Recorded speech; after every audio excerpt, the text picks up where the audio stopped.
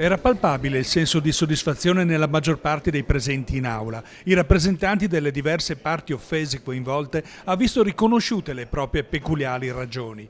Il gruppo più numeroso sicuramente è quello delle mamme no fuss.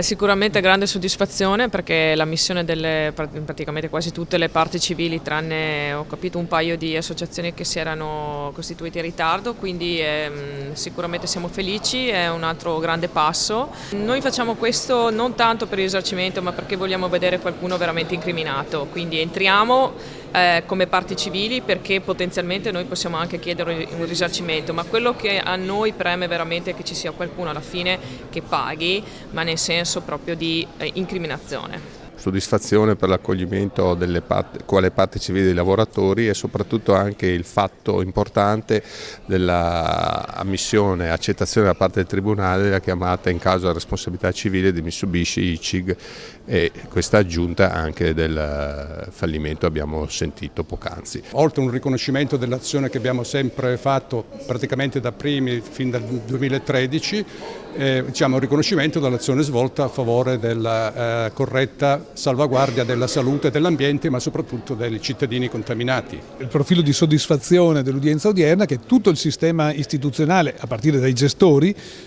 ha ottenuto il riconoscimento della propria posizione di parte offesa e soprattutto della legittimazione a poter far valere in questa vicenda processuale tutti gli notevolissimi sforzi finanziari e operativi che sono stati profusi per assicurare una tutela della risorsa idrica.